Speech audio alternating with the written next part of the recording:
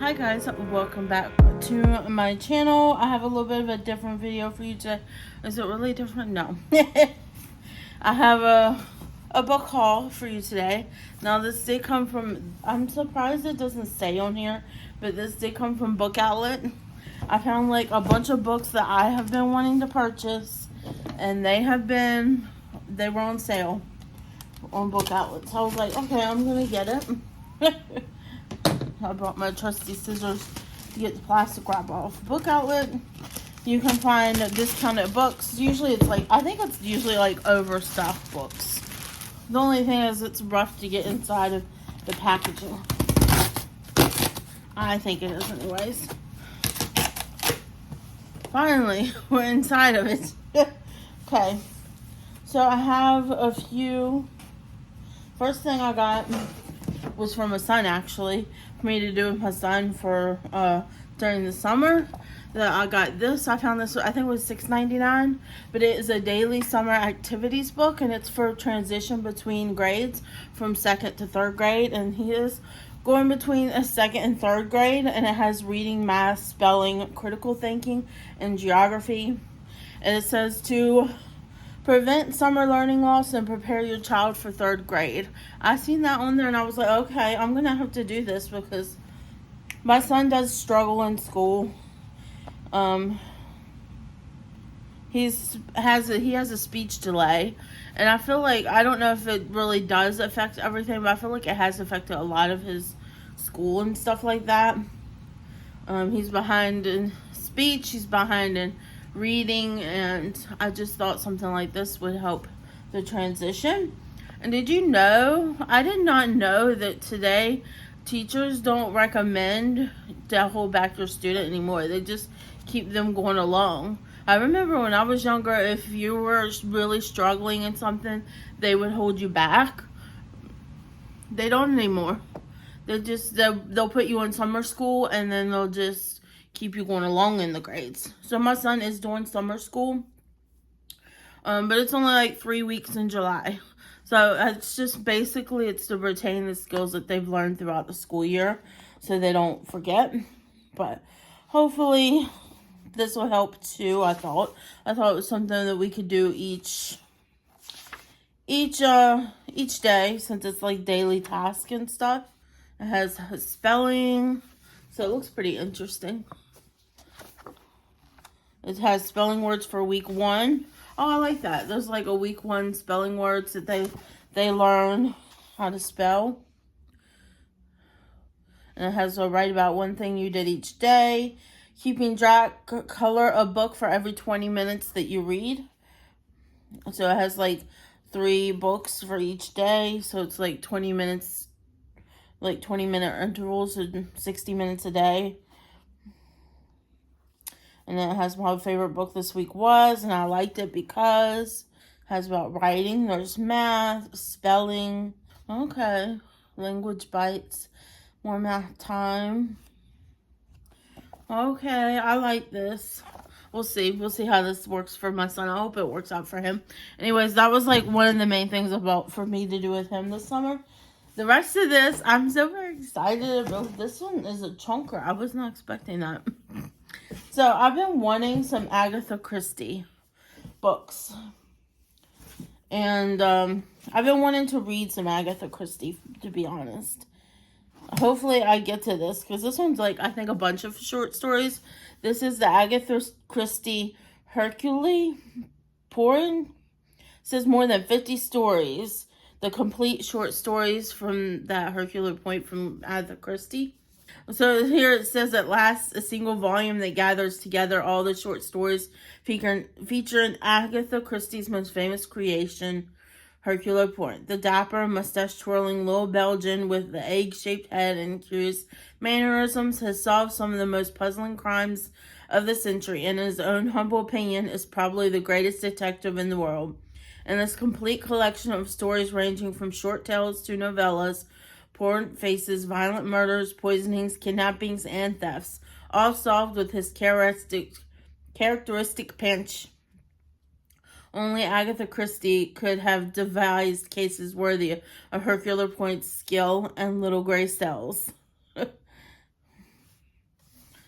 This one is a thick one. I was not expecting that. But it does say more than 50. I should have known when it said that. This will be one where I just read a little bit at a time. It says there's 855 pages. Wow. I wasn't expecting it to be that big. I got another one too from Agatha Christie. This is the Miss Marple, the complete stories. It's not as big, but it's the complete short stories with Miss Marple. I do want to read some of these.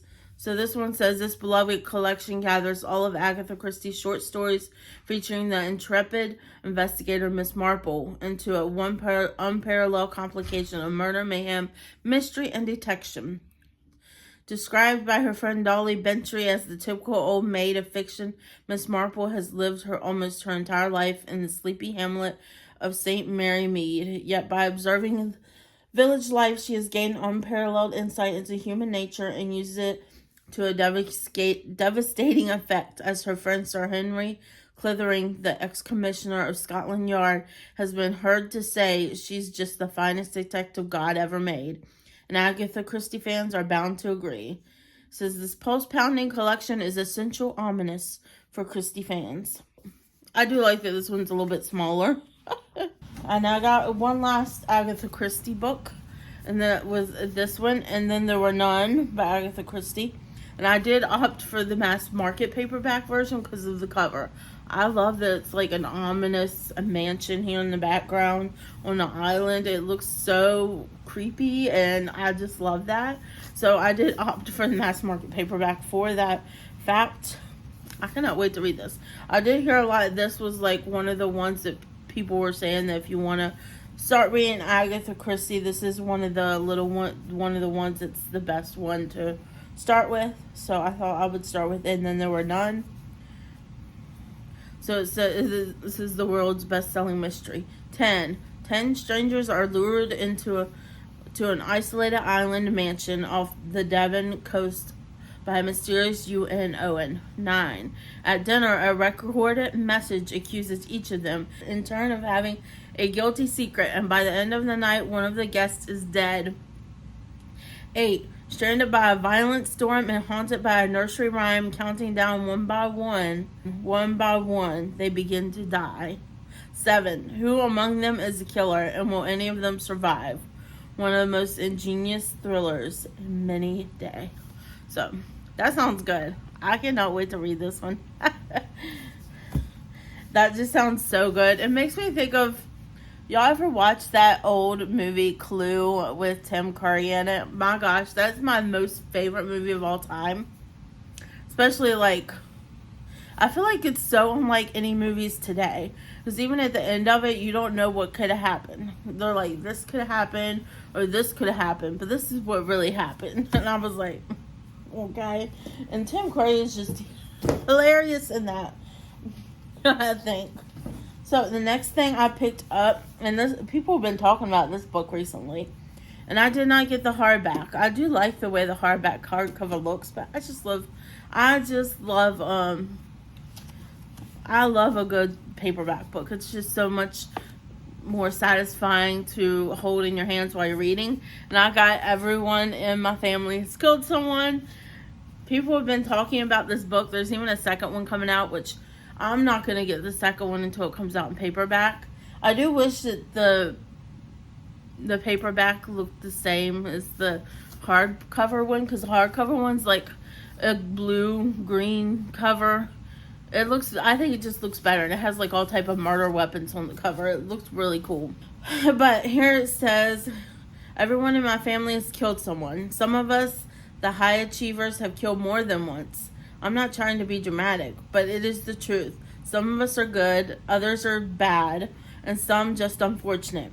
Have I killed someone? Yes, I have. Who was it? Let's get started. Everyone in my family has killed someone. My brother, my stepsister, my wife, my father, my mother, my sister-in-law, my uncle, my stepfather, and my aunt, me. It sounds like it's going to become like a comedy horror, or like, I don't know, like Grady Hendrix, that type of thing, except for the mystery version. Maybe. I don't know. But it sounded good, and everybody's been talking about how good it is and raving about it. So I was like, okay, I need to get it. Okay, next thing I got, this one I picked up purely because of Hannah. And it's funny, this one has a Target sticker on it. Let's see if it'll come off. Clearly it came from a Target. It has the Target 20% off sticker on here. No, I hate it when that happens. But who knows how long the sticker's been on there, for real. Okay, so I got this one mainly because of Hannah from the Teacher's TBR here on YouTube. She also has an Instagram. But she's in her pirate phase of reading books. And she, at the time, didn't have other pirate books, but she read that this book had like a treasure hunt in it. And she was like, well, say less. I have Christina Lauren, Something Wilder. Catherine Center has a blurb on here that says a non-stop adventure romp. I do like Catherine Center's books. But I remember her saying that it had a treasure hunt in it when she was talking about being in her pirate era of books. But so this is kind of given that sort of pirate feel when you're searching for treasure. Growing up the daughter of notorious and notoriously absent treasure hunter Duke Wilder left Lily without much patience for the profession or much money in the bank. Using Duke's hand-drawn maps to guide tourists on their treasure hunts through the canyons of Utah pay the bills, but isn't enough to buy back the beloved ranch her father sold years ago. And it's definitely not enough to deal with the sight of her first love walking back into her life with the motley crew of friends ready to hit the trails. Leo Grady knew mirages were a thing in the desert. When the silhouette of his greatest regret comes into focus in the flickering light of the campfire, Leo realizes he wants nothing more than to reconnect with his first and only love. Unfortunately, Lily draws a clear line in the sand. It's never going to happen, but when the routine trip goes completely sideways, the group wonders if maybe the legend of the hidden treasure wasn't a gimmick after all. Alone, under the stairs in the isolated and dangerous mazes of the Canyonlands, Leo and Lily must decide whether they'll risk their lives and hearts on the adventure of a lifetime. So it sounds pretty good. Sounds good to me. I don't know if this is a clean, because it is, like, you know, Christina Lauren, they're romance authors, so I don't know if it's a clean read. I would definitely let you know if it is a clean read when I do read it, but it does sound really good. There's an author's note in the beginning. That's usually a bad sign. This is talking about how they made the book. Next book I picked up, and this one I picked up because of all these books I've never gotten I haven't gotten too many from I'll be honest, I haven't gotten too many books from Book Outlet before. This is only the second time I've gotten it, and usually they don't have stickers on them. This one has a sticker on it too.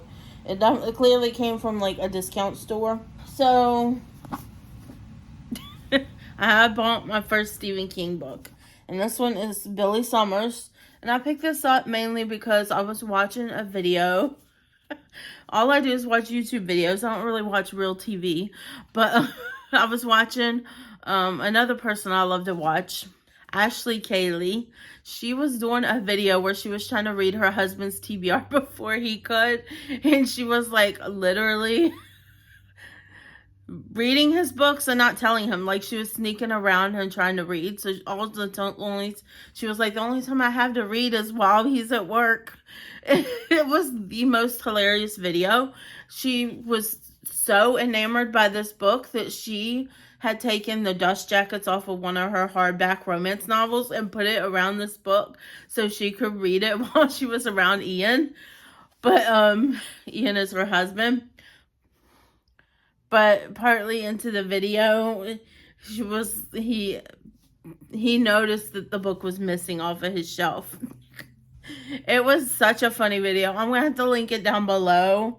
Y'all, if you're watching this, you have to go watch that video because it was the most creative video and completely hilarious. I need to tell Ian he should do the same thing to Ashley. He should do the same thing to Ashley.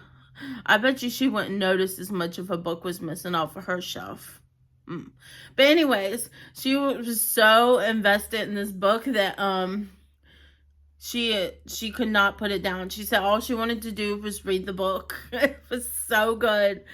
And she ended up giving it 5 stars at the end. I was like, wow, this must be a pretty good book to get 5 stars. And it did sound very interesting. Let me read you the synopsis. It says, bad people need to pay a price, and the price should be high. Chances are, if you're a target of Billy Summers' 2 amenable truths apply. You'll never even know what hit you, and you're really getting what you deserve. He's a killer for hire and the best in the business, but he'll do the job only if the assignment is a truly bad person. But now time is catching up with him, and Billy wants out. Before he can do that, though, there's one last hit, which promises a generous payday at the end of the line, even as things don't seem quite on the level here. Given that Billy is among the most talented snipers in the world, a decorated Iraq war vet, and a virtual Houdini when it comes to vanishing after the job is done, what could possibly go wrong? How about everything? Part war story and part love letter to small town America and the people who live there, the spectacular thriller of luck, fate, and love will grip readers with its electrifying narrative as a complex anti-hero with one last shot at redemption must avenge the crimes of an extraordinary evil man. You won't ever forget this stunning novel from master storyteller Stephen King, and you will never forget Billy. So this just sounds so good. This is a sniper for hire, but he will only do jobs if the person is truly bad person. So I'm very excited to read this. That sounds like such an interesting concept to me. I know that his novels aren't known for being clean. I know he at least has like 1 or 2 like spicy scenes in his books. She didn't say anything about this. Ashley didn't, but she's not really known for telling you whether the book is, she will if it's like super spicy, but she didn't say anything about this one, so I'm not sure if this is going to be clean. I know it's going to have language, because I know his books do have language in them, because I've read The Holly from Stephen King, and it did have language in it, but it was clean for the most part, other than the language. So I did pick up that to read, and it's not as thick, but it's not as thick as some of his books, so I'm excited to read this, my very first Stephen King. So that one just sounded so good, I couldn't pass it up. It made me think of that book people were talking about last year, Butcher and Blackbird. Was that what it's called, Butcher and Blackbird? Where it's supposed to be like a rom-com about 2 serial killers who kill serial killers. They're serial killers that kill serial killers. And I thought that just sounded so funny. But I think that's supposed to be like a dark romance novel too. Like a dark romance, rom-com, whatever. And I don't think it's clean either. So anyways, I have 2 more books here. And they're with a series. And I believe these are like cozy mysteries. I found Finley Donovan is Killing It on BookOutlet. I feel like I got a steal here with BookOutlet. But I know a lot of people talked about this book and how much they loved it. It's like a cozy mystery, but it's like with an older woman. Look at the back. It says it's murder, being a hit mom. So it says Finley Donovan is killing it, except she's really not. As a stressed out single mom of 2 and struggling novelist, Finley finds her life in chaos. When Finley is overheard discussing the plot of her new suspense novel with her agent over lunch, she's mistaken for a contract killer and inadvertently accepts an offer to dispose of a problem husband. Finley soon discovers that crime in real life is a lot more difficult than its fictional counterpart as she becomes tangled in a murder investigation. Fast-paced, deliciously witty, and wholeheartedly authentic as depicting the frustrations and triumphs of motherhood. Finley Donovan is Killing It is the first brilliant new series from award-winning author Ellie Cosmino. I'm probably saying that wrong, but I got Finley Donovan's is killing it. And if you know, Finley Donovan Knocks Him Dead, they had the second book on there too. I think they had the third book also, but it wasn't in paperback because I don't think it's out in paperback yet.